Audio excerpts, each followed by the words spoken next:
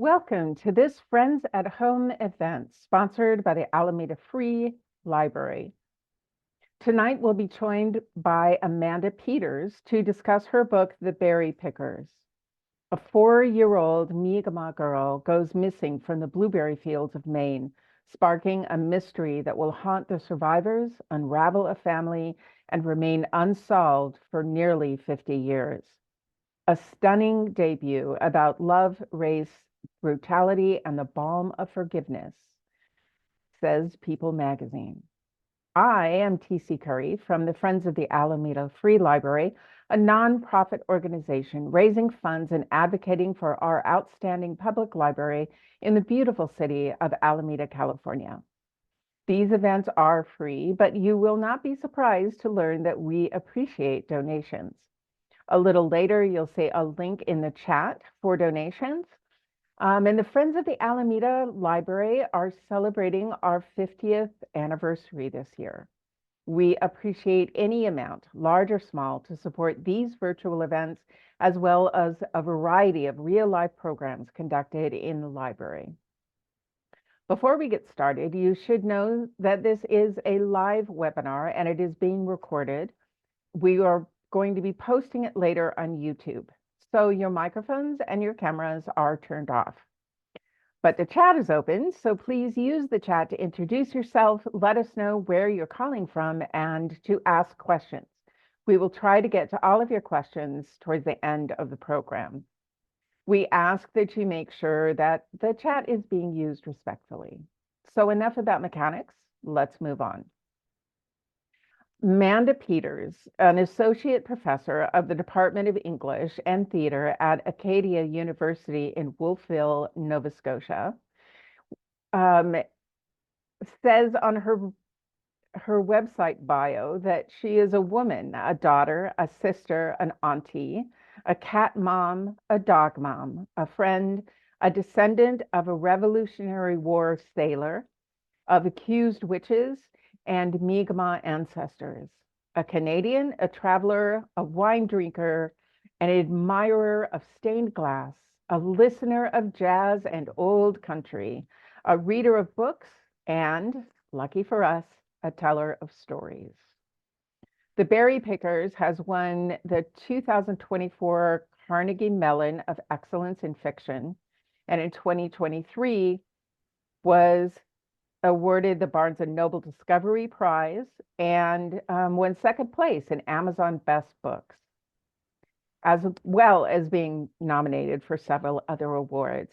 So please join me in welcoming Amanda Peters to our program. Amanda, thank you for joining us.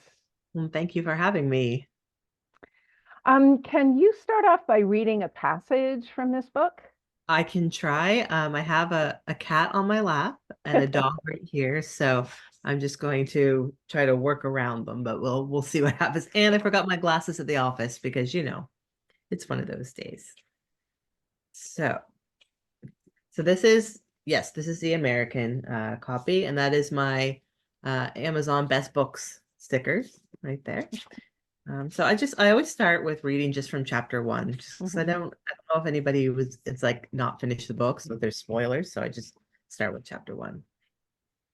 The day that Ruthie went missing, the black flies seemed to be especially hungry. The white folks at the store where we got our supplies said the Indians made such good berry pickers because something sour in our blood kept the black flies away. But even then, as a boy of 6, I knew that wasn't true. Black flies don't discriminate. But now, lying here almost 50 years to the day and getting eaten from the inside out by a disease I can't even see, I'm not sure what's true and what's not anymore. Maybe we are sour. Regardless of the taste of our blood, we still got bit, but Mom knew how to make the itching stop at night so we could get some sleep. She peeled the bark off an alder branch and chewed it to a pulp before putting it on the bites. Hold still, Joe. Stop squirming, Mom said as she applied the thick paste. The alders grew all along the thin line of trees that bordered the back of the fields. Those fields stretched on forever, so it seemed then. Mr. Ellis, the landowner, had sectioned the land with big rocks, making it easier to keep track of where we had been and where we needed to go. But eventually and always you'd reach the trees again, either the trees or Route 9, a crumbling road littered with holes the size of watermelons and a size of watermelons and as deep as a lake, a dark line of asphalt slithering its way through the fields that brought us here year after year. Even then, in 1962, there weren't many houses along Route 9, and those that were there were already old, the gray and white painting peeling away, the porches tilted and rotting, the tall grass growing green and yellow between abandoned cars and refrigerators, their rust flaking off and flying away with a strong wind. When we arrived from Nova Scotia, midsummer, a caravan of dark-skinned workers, laughing and singing, traveling through their overgrown and rusting world, the local folks turned their backs, our presence a testament to their failure to prosper. The only time that place showed any joy at all was in the fall, when the setting sun shone gold and the fields glowed under a glorious September sky. Mm, lovely. Thank you. Thank you. So, can you just give like an overview of the plot? I gave a one sentence um, reading, but could you talk a little bit about the novel's plot and where you wanted to highlight things? It's such an interesting book to me. I read it. I personally was deeply affected by it. So let's start with like just what's the basic plot? Yeah, so the basic plot is a Mi'kmaq family from Nova Scotia goes to Maine every summer to pick blueberries to make money for winter supplies and school supplies. And one year they go, and while they're there, their 4-year-old daughter goes missing from the berry fields. Hmm. And at the same time, there's a 4-year-old girl who's having terrible dreams that her mother is trying to convince her that are just dreams that aren't real, but she dreams about a different mother and a brother. So, and then the story follows the boy, Joe, when he's 6. So that was who I was reading from there. It follows his life until he's in his 50s, and it follows Norma, the girl raised in a white household in Maine. It follows her life until her 50s. That's all I'm going to say because I don't want to give anything away. Right, right. How did you find these characters?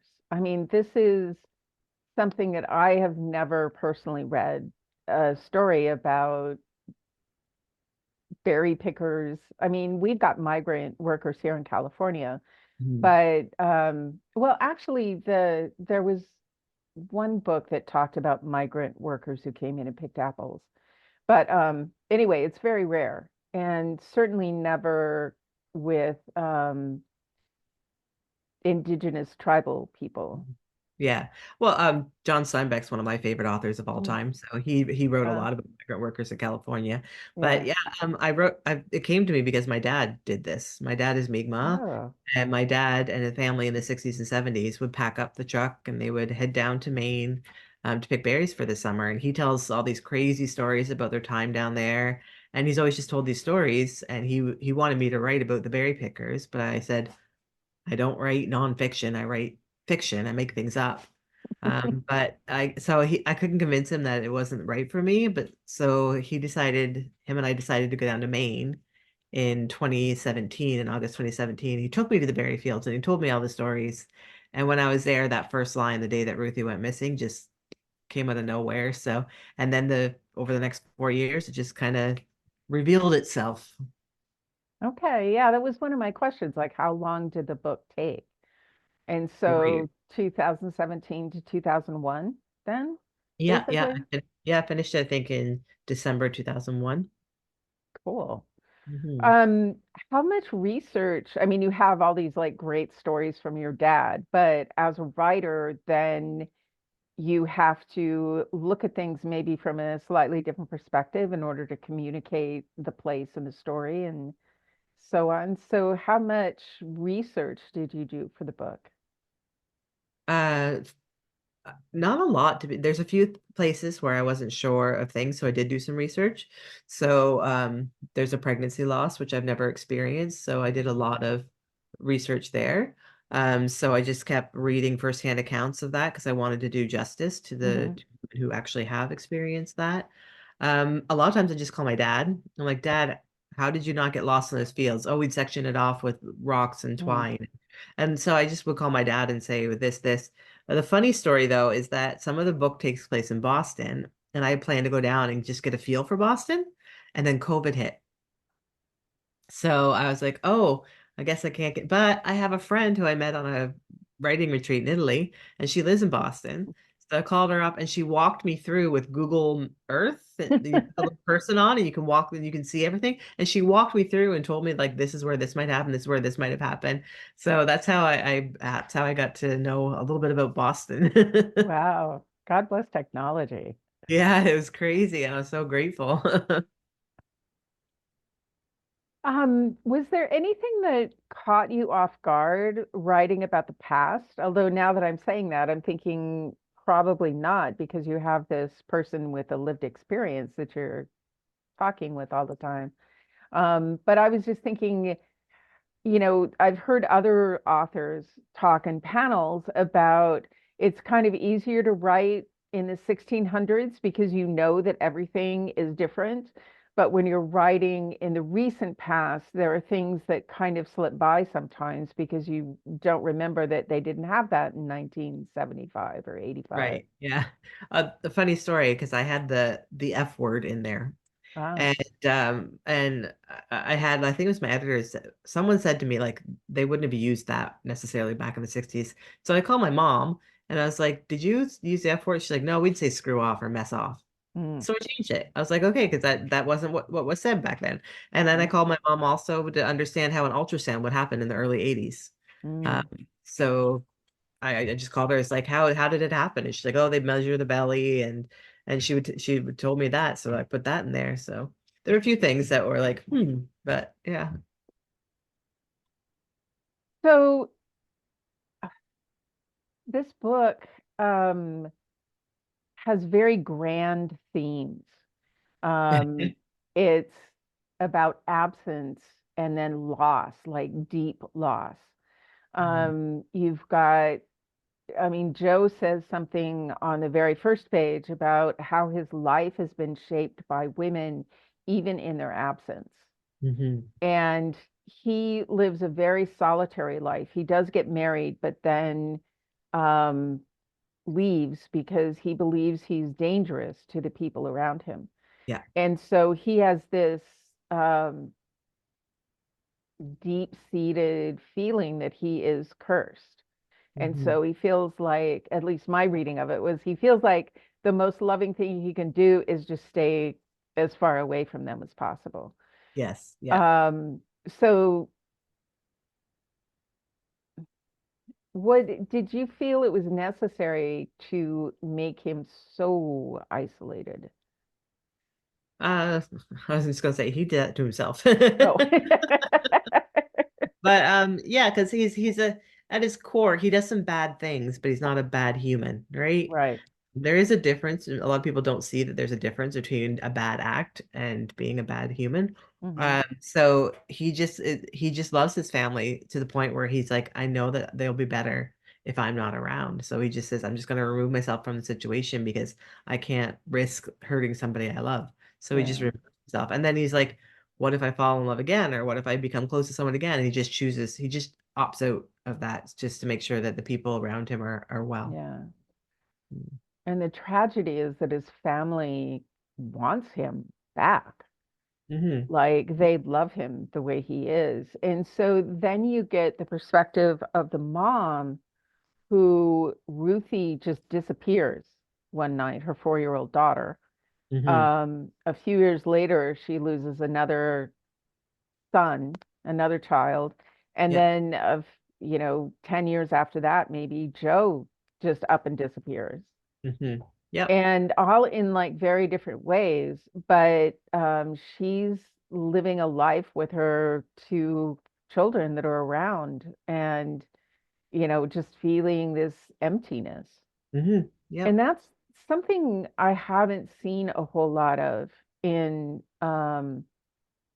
in literature as a whole is, when your child, I mean, there it is out there, but it hit me differently this time because, with Ruthie, you've got the understanding that now at least white people are beginning to be aware that there are just Native American girls that are just abducted all the time. Yep. I mean, this is like an epidemic. I didn't. know about this until, I don't know, 5 years ago. I started cluing into it, and it's just astounding. And so um, to have that in a piece of literature that's getting so much, positive recognition is new, I guess.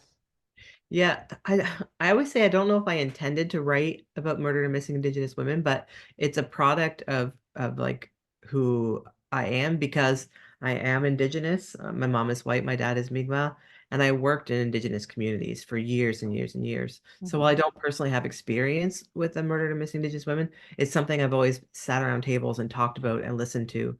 Same as mhm, residential school survivors. I've sat in circle with them and listened to their stories. So yeah, I just wrote it the way I wrote it. And I think it's just a byproduct of who I am and what I've done in my life. And it's so important too.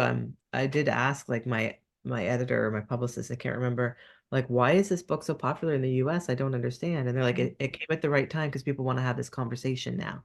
I was like, mm, oh, okay. If I can be a teeniest little speck of like that conversation, or someone reads it and says, I really think this is something we need to address, then mhm. I feel like, yeah, I'd be so thrilled. And in another uh, flavor, I don't know, of loss, um, you've got the reason that Ruthie is abducted.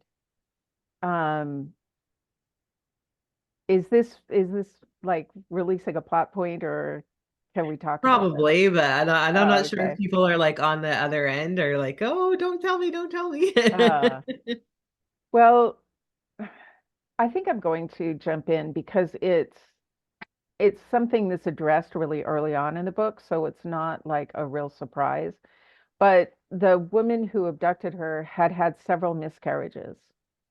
And the other thing that I don't think I've seen a lot of in literature is the just how deeply women are affected by multiple miscarriages, especially in the case where none of the children survive. Mhm. And I'm just wondering how that came up as a topic. If is it something that you were conscious about, or just was it something that grew out of the story? I think it just grew out of this story. I was like, in my head, I was like, why would this woman abduct a child? Like, there has to be Hmm. something wrong, right? Because a normal person doesn't see a child and put them in the car and drive away with them, right? That's not Right. something that a normal person does. So I was like, what would, and I was like, grief. Grief would be the thing that would cause, and Mm, what otherwise normal human being to do something so terrible, is just an intense grief. So she's grieving all these babies, and in her grief, she just justifies to herself this child was there. She couldn't see anybody, even though they were just down the road there. She takes her and takes off with her. So yeah, I think it was just me looking for, like in my head, I knew that she needed to be abducted, but I was like, but why? Why would somebody do that? What, how could they give themselves the rationale? And back then too is a lot different. Like I know it's the 60s, like my mom and dad were alive in the 60s, but women had different responsibilities, right. and the society had different concepts of what a woman was, right? So if you didn't have children, it's not that way now, right? Well, I just at Acadia, my students voted me most likely to refer to her dog as her child. right, right. The award, right? So we don't have to have that all the time. But back then, she may have been pressured and then not being able to produce a child. It just really, yeah. Oh. Yeah. We've got a great question from Lydia. I think I'll just drop it in here. She says, it's a delicate and important thing for the story not to redeem or forgive Norma's mother Mhm, or her father or Aunt June, who kept her horrible secret. mhm. What was your decision making like around the character of the mother? Yeah, I always think that everybody has a little bit of redemption in this story, right? I Mm. had a mentor tell me it was very brave of me to write an entire novel of despicable characters. But I said, I don't think they are. I think they're human and they're flawed. But yeah, I didn't want Lenore to have any redemption because she doesn't deserve it really. Like I do feel for her in a way as like, oh, that would be such a horrible thing. And then of course she gets what she thinks she's always wanted. And what does she do? She's not happy because she's so terrified of losing. So and she just ruins everybody else around her. So yeah, she doesn't get redemption. People Aunt June, people are kind of like on the fence. Some people really like her. Some people have liked her, and then when they found out she knew all along, they hate her. Some people continue to hate her, but she needed to be there. She needed Ruthie or Norma needed someone to be there for her. So yeah, I like Aunt June, but I can understand why people would be upset.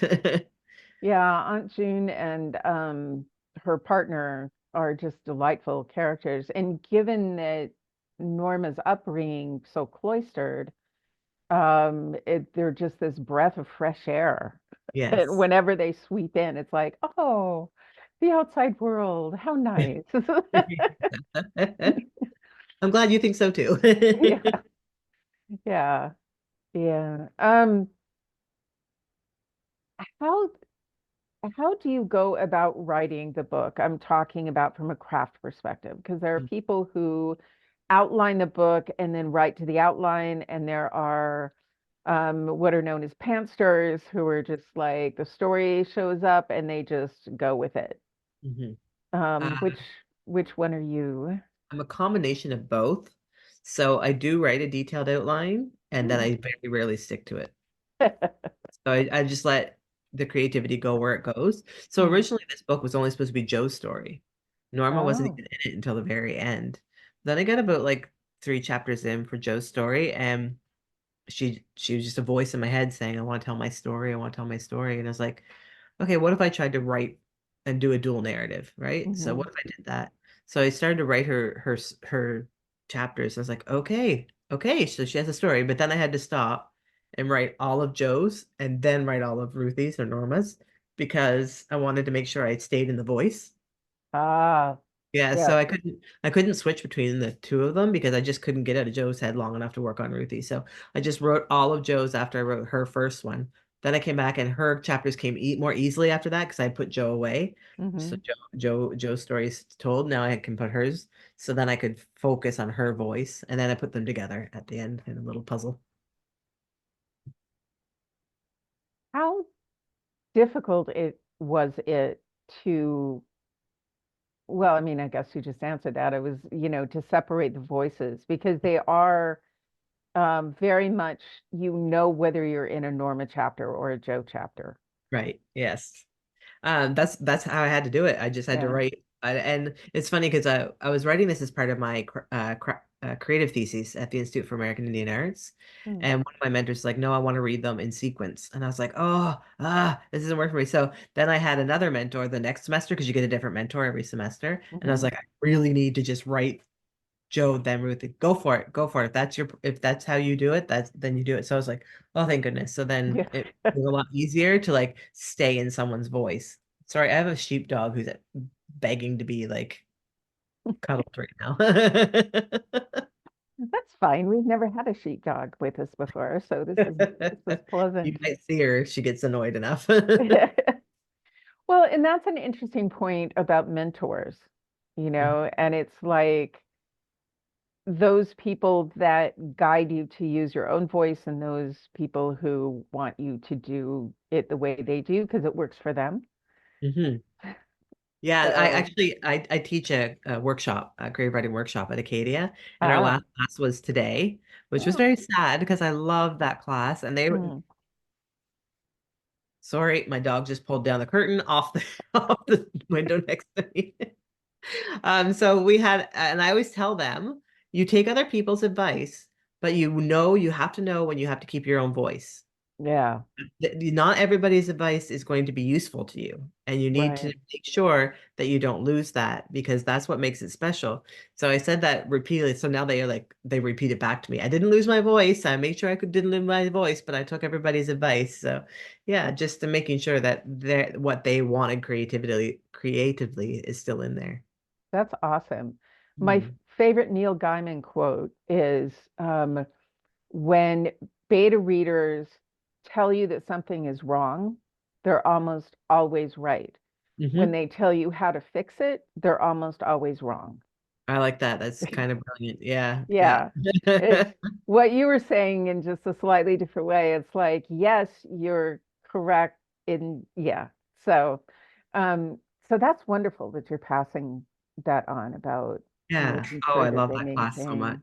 Yeah, Yeah. we had a great semester, and now I have, so they had to workshop a piece, and then they're turning in the edited version and a reflection on what they learned. And I'm Hmm. so excited to like dive into it on next week and just read how what they took in. So I'm excited about it. Can you talk a little bit about, for the people who have not read the book, the culture of the berry pickers Mm. and like how their life was very seasonal, but how that sort of worked? Yeah, so they still do. The Mi'kmaq still go to Maine and pick berries. I'm Oh, not as much as they did back then. There was like whole reserves would be this down in Maine picking berries. But there's still a few that go down there, like take vacation to go down and do backbreaking work. Not for this girl. I like to read my book in the sunshine. I'm lazy. But yeah, they still do go down there. And they've done it since big for I don't even know, like no one can tell you when it started. It's just been the way it is. And the Mi'kmaq that like the border is not our border. That's an mm, artificial border, right? So there are Mi'kmaq down there. We have community members. I'm from Glooscap First Nation. So we say First Nation, you guys say reservation. mhm. Um, I'm from Glooscap, and we have members in Maine, New Hampshire, Massachusetts, and Vermont. Oh, okay. Yeah, and that was the whole Wabanaki Confederacy, like the Penobscot and the Mi'kmaq, the Wolastoqey, the Abenaki. They were all together in a confederacy, the Wabanaki Confederacy, and worked together and traded together. So it wasn't, it's not uncommon. We all know it. But the funny thing that's happening now is that because my book is out there, I'm getting so many people calling or emailing me. And when I see like other Mi'kmaq people in public, they're like, oh my Mm, God, I have to tell you my blueberry story. I have to tell you the story from when I was in the field. So I said, it would be really nice maybe someday for someone to collect like the real stories mm, because it's a part of Atlantic Canadian history and part of Maine history that a lot of people don't know about. The people in the area of Maine, like near north of Bangor, wherever to mhm. the Berry Fields, they're familiar with the history. But a lot Right. of other people are not familiar with this thing that happens every year. So. Hmm. Well, it's nice that it's still alive and Yeah, still and around. not as much. I do know some people who still Yeah. go. It's same here. I live in the Annapolis Valley, Nova Scotia, which is a farm, and it's all farms and vineyards basically. Hmm. And we have a lot of migrant workers too that come in now. So our migrant workers generally come from Jamaica, and they help the farmers and they Oh, help the vineyards. Yeah. So I'm used to seeing migrant farmers as well. interesting. Mm. Well, and for them, it was like a full family affair. It's not just mom, dad, and all the kids, but all their cousins were Yeah. there too. Yeah. So it was pretty much like this huge family reunion every summer where everybody was just there picking berries all day and sitting around the fire at night, you Yeah. know.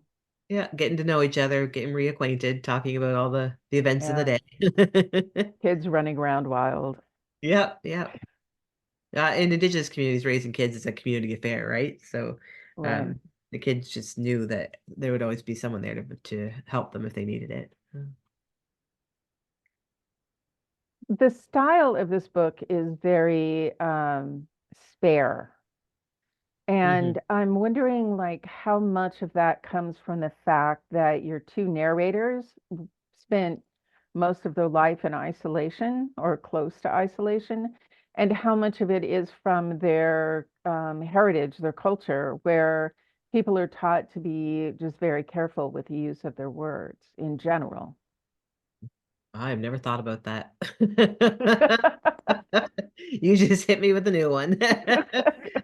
I've been told people are like, oh, the prose is so spare, it's so sparse, is what they're told. And I was like, that's just my writing style. That's how I write. Like, I Mhm.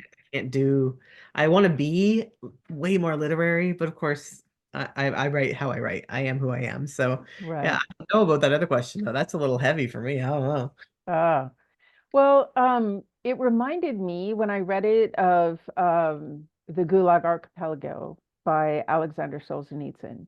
He Okay. has, I mean, and it hit me, your book hit me in the same way that his book hit me is the style is very spare and you have this narrator that is just telling you what's happening. And so the language is not inflammatory or indicative. There's not a whole lot of adjectives in it Right. necessarily. So Yeah. you're just reading along, and then all of a sudden you're like, holy shit, that's horrible.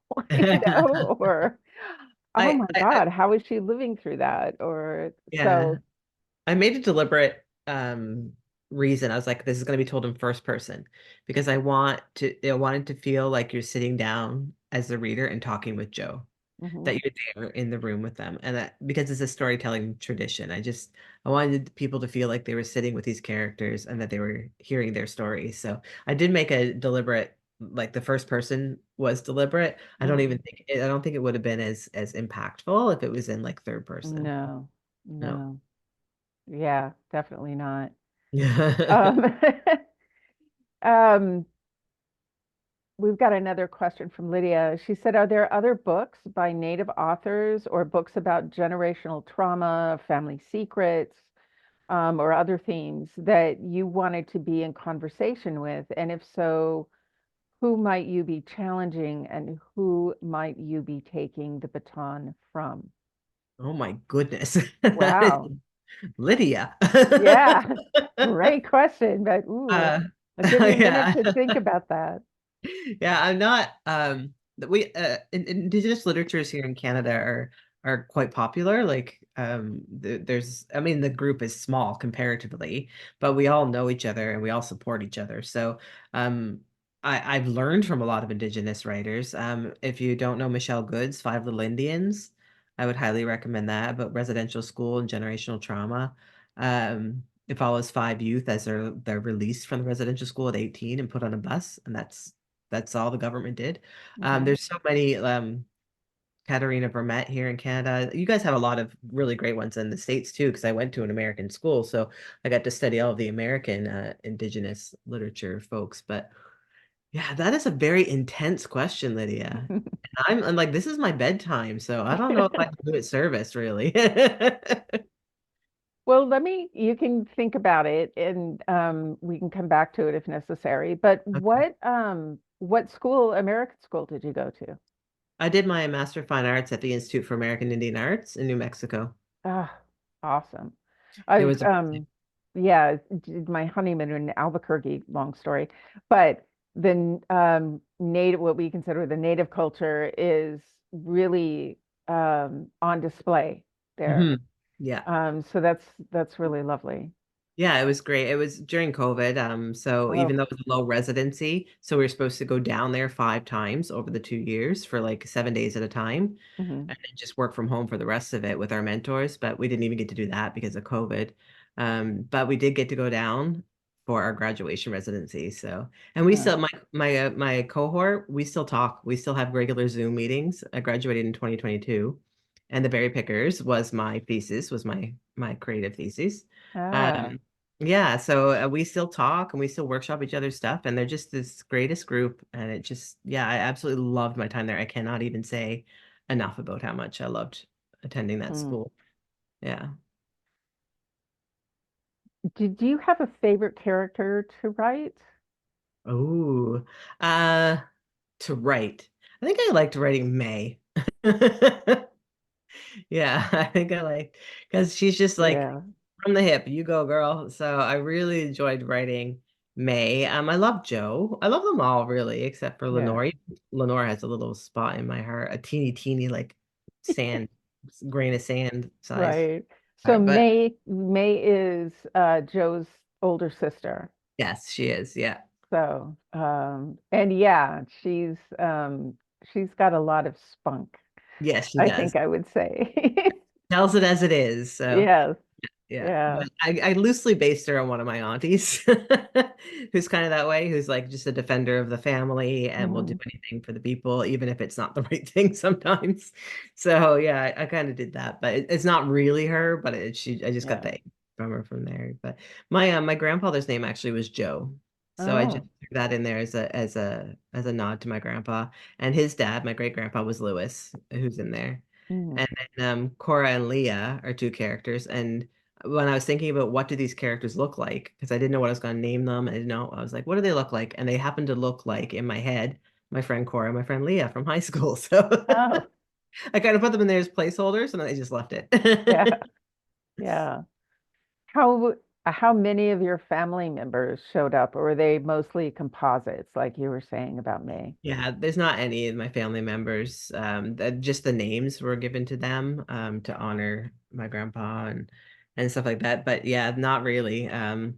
Everybody was just in my imagination. A lot of people ask me, "Do you like your mother?" Oh my gosh. I know because of Lenore, and I was like, "Yes, I have two moms.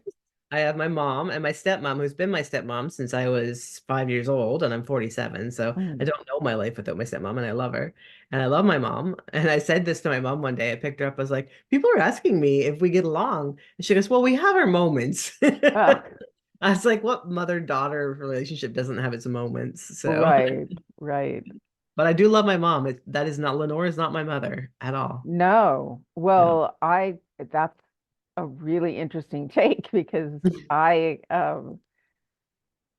I would have assumed, if anything, that Joe's mom would have been patterned after your mom.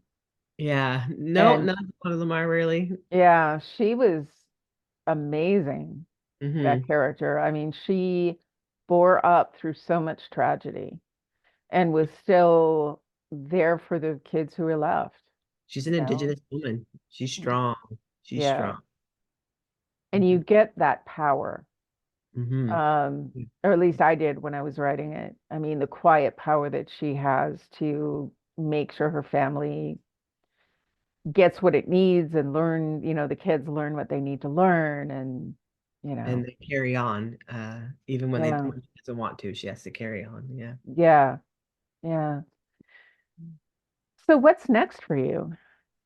Well, my short story collection is called Waiting for the Long Night Moon. That comes out here in Canada in August and in the US in January. But if you're really curious and you want to read one of the stories from it, CBC Books here in Canada put an excerpt from one of my stories online today. So it's Oh, yeah, it's today. So you can go to cbc.ca or CBC Books and you can click on it and read one of my short stories from that collection. So that came out today, and so that's happening. I'm just finishing up my semester, so right. got a lot of panicked students coming in, like at my desk and an email. Like I check my email every 5 minutes because they're just in a state. So I'm gonna get that done. And I am working on a new manuscript. So I'm looking forward to this summer, having some time to do a deep dive into that because I haven't really had a lot of time with a lot of promotion happening. All right. And I'm coming to California. Yay, when? San Diego for the Andrew Uh, Carnegie Medal. I'm coming to receive the medal in the end of June, 1st of July. And I was gonna just fly in, fly out, but I'm bringing my best friend, and we're doing a 2 week California vacation. So uh, yeah, Congratulations on the medal. yeah, thank And you. for our audience, if there's anyone who has any questions at all for her, now would be the time to drop it in the chat. Um, that's really exciting. You're gonna have the best vacation. Yeah, it's gonna be fun. We're Right gonna go. away. We're not staying in San Diego. We're gonna go up to LA. I have a Hmm. friend from school in LA, so he's like, "I want to show you around LA, the real LA." And I was like, "Okay, this is gonna be fun." And then, of course, because I'm a John Steinbeck Uh, like weirdo, yeah, I yeah, have to go up to Monterey and Salinas. So we're gonna go up there and do San Francisco, and then we thought maybe Napa Valley for a day or two. definitely do Napa Valley for a day or two. Highly Yeah. recommended. So that's the plan. Um, so is your next book picking up some of these characters, or it is like completely different? No, different. Yeah. Okay. Well, And I that'll be can't talk fun. about it because when I talk about it, it goes away. So I totally get that. yeah, I was like, nope, keep it right in here so they don't like figure off. So Lydia wants to know if you have Oh, cast. Lydia. Lydia is our peep. Okay, have you cast your characters for the film version? Hilarious. People ask me that too, and I have not. I have not. I just can't imagine because in my head I know what they look like, I know what they sound like. Like I can't even Mm. listen to my audiobook because I'm like, oh, that's not what they sound like. And also I can hear all my mistakes that I want to go back and fix. Oh, Oh, so like so I haven't, no, but if I always thought this is the one that comes to mind, Lenore for some reason, and I thought Hilary Swank. wow. That would be good. Yeah. But Yeah. otherwise, no. But Yeah. there's so many great indigenous actors out there, so it'd be so cool if it ever does get made into a movie, because Yeah. there have a few little quiet conversations about that. So that would be good. So. Yeah. Require that all of the native parts be played by native people, Yes. for Yes. example. So I did write a screenplay because there was a little bit of interest when the book first came out. So I did Hmm. write a screenplay, which I've never done before. So that took a lot of research and learning. Um, Wow. and yeah, and I said if it ever does get made into a movie, it's like that's not my jam. I don't know what to do with that. I'm a writer, but I will only allow it to happen if all the actors that are indigenous in the book are played by indigenous actors Right. and or all the characters and the writer has to be indigenous screenplay Hmm. writer, and that's where I messed myself up because then my agent was like, well, you write it then. Oh, right. Like, oh, Yeah, man. so that's Yeah, how that came up. yeah. For those people who don't write, it's a totally different beast. Writing a screenplay is completely different from novel writing. Completely different. And I always said, I'm so sorry to all those screenwriters who always like, you always say the book is so much better than the movie. I'm like, Right. oh God, I'm so sorry. I'm so sorry. Because I didn't realize until I had to do it myself how different and how complicated that can be. So, Yeah, yeah, definitely. Well, hopefully that will come to happen at some point. Um, I would love to see a film version of this. hmm. Um, A lot of people say it reads cinematic. So, mm, well, you do a great job, even with your lack of adverbs. You do a really great job of evoking place and setting. mhm. And yeah, it's you see where you are a lot, which makes it cinematic. Oh, great. Thank you. So yeah, would you grace us with a reading to close? Ooh. I'll read from the first one of Norma's chapter. That's usually Oh, what there I we go. just gotta find it here. Ooh. Okay. I have a book that I usually use for reading, but it's starting to fall apart. So this is Norma from chapter 2. When I was young, maybe 4 or 5 years old, I used to have these dreams. One was full of light and the other dark. It wasn't until I was in my 50s and mother was losing her mind that I realized that they were one and the same. In the first, I was in the back seat of a car as the sunlight burst through the trees that lined the road. The light glinted off the car window and I squinted. I lifted my face to the sun and it felt warm and good. My hair, normally in a tight braid down my back to keep the ticks out, was tickling my nose. I kept reaching up with my tiny hands, dirt crusted under the nails, to push the hair away. For some reason, one shoe was on my foot and the other lay on the floor in front of me. The car was moving fast and smelled of soap and new leather. There was no air conditioning, so my skinny brown legs stuck to the seat, and the sweat made little oval wet spots where my upper legs met the leather. I lifted my tattered dress and tried to tuck it under. Mother would be annoyed if I sweated on someone else's car seat. I was blinking away the stars that come with looking at the sun for too long when she spoke to me from the front seat. I turned to see the face of a woman who wasn't my mother but had my mother's face. And then I woke up. In my dark dream, the sky is black except for the blue halo around the moon. Light refracting, I learned later in life.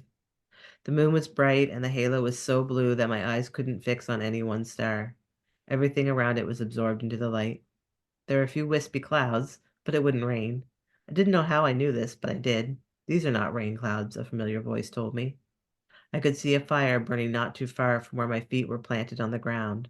The grass was cool and wet with nighttime.